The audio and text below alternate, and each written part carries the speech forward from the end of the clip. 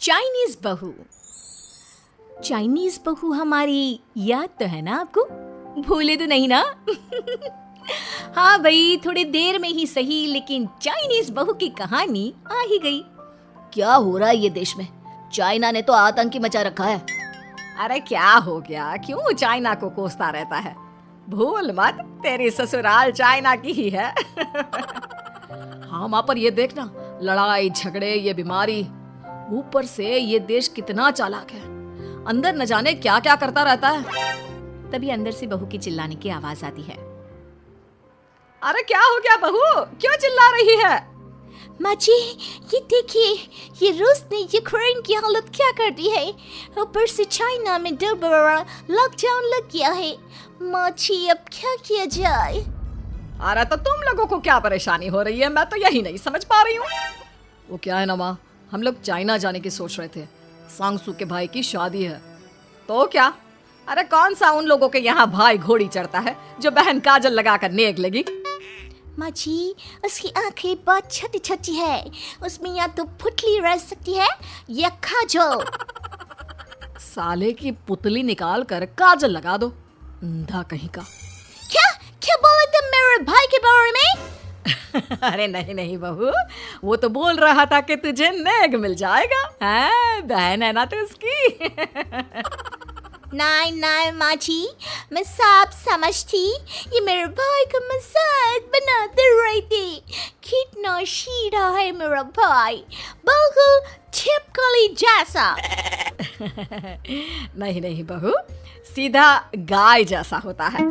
सही पकड़े हैं माँ जी। हाँ, तो मेरे भाई की शादी है, मैं चाइना जरूर जाऊंगी। तभी एक पड़ोसन आ जाती है। अरे नहीं नहीं बहू, तू कहीं ना जा, हम लोगों का मन कैसे लगेगा तेरे बिना। ले बहू, तेरे भाई के लिए ये शॉल रख ले, हमारी तरफ से गिफ्ट कर देना। अरे सब कितने अच्छे हैं, मेरी चाइनीज बहू को कितने प्यार से तुम लोगों ने एक्सेप्ट कर लिया। सच में बड़ी भाग्यशाली हूँ मैं। कैसी बात कर रही है?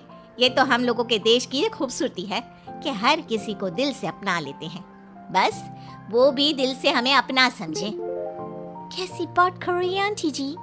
मेरे लिए आप सब सासू माँ जैसी ही हैं।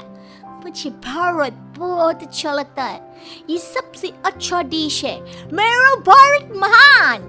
वैसे भी लड़के की शादी जहाँ होती है वो तो वहीं की हो जाती है ना। जीती रे बहू, सही बोल रही है। औरत तो होती ही पानी की तरह है, जो जहाँ जैसे रखे वैसे ही शेप ले लेती है।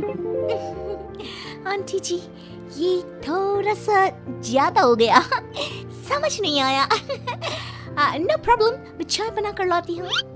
फिर क्या, वो दिन भी आ जाता है जब बेटे बहू को चाइना जाना पड़ता है। वहाँ जाकर बहू का भाई कहता है, मेरे बहन आ गए, मेरे बहन आ गए। मैंने सबको बोला कि सब हिंदी में बात करेंगे, नहीं तो बहन नाराज हो जाएगी। थैंक्स बॉय, हिंदी मेरी भाषा है। आप मुझे उसमें बात करना अच्छा लगता है। आपने जीजा जी से मिलो। ओ बहन, तुम अंदर चलो। सभी बहू को अंदर लेकर चले जाते हैं, लेकिन सांगसू का पति, वो तो बेचारा चाइना के ससुराल के आंगन में अकेला खड़ा रहता है। काफी देर तक जब कोई उसे नहीं पूछता तो वो माँ को घर पर फोन करता है। हाँ बेटा, पहुँच गए ना कुशल मंगल? हाँ माँ, लेकिन सांगसू पता नहीं कहाँ है, वो तो अंदर गई है तब से बाहर आई ही नहीं। अरे कैसी बात कर रहा है? तो तू अंदर चला जा, तू बाहर क्यों है? अरे दामाद है तू वहाँ का, उन लोगों ने तुझे बिठाया, चाय पानी कुछ नहीं पूछा? नहीं ना माँ। तभी सामने से सांगसू आती है। क्यों आप अभी तक तैयार नहीं हुए? और ये बैग लेकर क्यों कमरे से बाहर आए? इसे वहीं रख देते। कमरा? कौन सा कमरा? अरे कैसी बात कर रही हो, जब से तुम अंदर गई हो मैं बाहर ही तो खड़ा हूँ। बहू को बहुत हैरानी होती है और गुस्सा भी आता है। तभी उसका भाई और माँ आ जाते हैं। और सांगसू, अंदर खाना लग गया है। पहले ये बताओ कि मेरे पति को किसी ने खाना या पानी क्यों नहीं पूछा? वो भारत से ससुराल पहली बार आया है, वो भी मेरे कहने पर। उनकी इज्जत क्यों नहीं की? देख बेटी, तूने जबरदस्ती जिद में शादी की थी तो हम लोगों ने कर दी, लेकिन अब तुम ये सोचो, पूरी चाइना में मैं इस इंडियन को अपना दामाद बताऊं? So sorry. हाँ संगसू, और तुम भी चुप रहना, नहीं तो वो लोग मेरी शादी तोड़ देंगे। ओह, ऐसी बात है। कोई बात नहीं, मैं बाहर होटल में रह लेता हूँ, तुम वही करो जो ये लोग चाहते हैं। कैसी बात कर रहे हो? शादी के बाद पति जैसा भी हो, जो भी हो, पति होता है। वैसे भी तुम्हारे पूरे परिवार ने, सबने बिना सोचे मेरा साथ दिया, मुझे एक्सेप्ट किया, प्यार किया। मैं अपने देश में आपको अकेला कैसे छोड़ सकती हूँ? ये हिंदी फिल्म का ड्रामा बंद करो, मैं अब ये बर्दाश्त नहीं करूँगी। चुपचाप अंदर चलो, नहीं तो ये शादी वादी यहीं खत्म करके इसे अकेले ही इंडिया जाना पड़ेगा। कैसी बात कर रही हो माँ, ये मेरे पति हैं। नहीं था, हम लोगों ने यहाँ वकील को बुला लिया है, जिसके बाद अब तेरा तलाक करा के हम यहाँ के चाइनीज लड़के से तेरी शादी करा देंगे। अरे कैसी बात कर रहे हो? हम तो यहाँ तुम्हारी शादी के लिए आए थे। नहीं नहीं, मैं सांगसू के बिना नहीं रह सकता हूँ। हाई वोल्टेज ड्रामा होने के बाद से ही सारा माहौल खराब हो जाता है कि तभी एक लड़की आती है। मैंने सारा इंतजाम कर दिया है, सांगसू की शादी का मंडप परसों लग जाएगा, तब तक इसके पति को कमरे में बंद कर देते हैं। सभी सांगसू के पति का हाथ बांधकर उसे कमरे में बंद कर देते हैं। ये क्या कानूनी है? हम लोग मेरे पति के साथ ऐसा नहीं कर सकते हैं। मैं किसी से शादी नहीं करूंगी, ये साफ बात है। पहले मैं अपनी शादी करूं, फिर तेरी भी शादी करवा दूंगा। सब कुछ तय हो जाता है, भाई की शादी हो जाती है। फिर वो दिन भी आ जाता है जब सांगसू की शादी वो लोग जबरदस्ती करने के लिए उसे मंडप पर ले जाते हैं। ऐसा मत करो, ये मेरी बीवी है। मैं किसी से शादी नहीं करूंगी।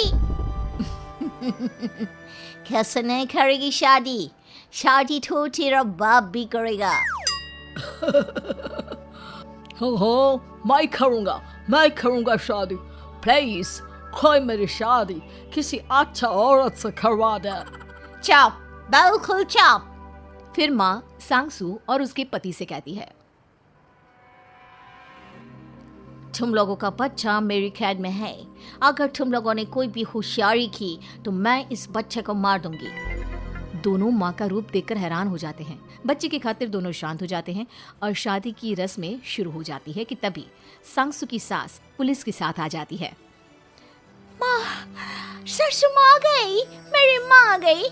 माँ प्लीज हम लोगों को बचाकर वापस ले चलो। पुलिस सभी को गिरफ्तार कर लेती है। बेटी के बच्चे को मारने की धमकी तो कोई चुड़ैल ही दे सकती है। अरे तो ये चुड़ैल ही तो है। ये सही बोल रहे हैं, ये औरत किसी चुड़ैल से कम नहीं है। तभी उन लोगों का बच्चा भी आकर सांगसू के गले लग जाता है। माँ, तू सही समय पर आ गई, लेकिन तुझे कैसे पता चला कि यहाँ ये सब हो रहा है?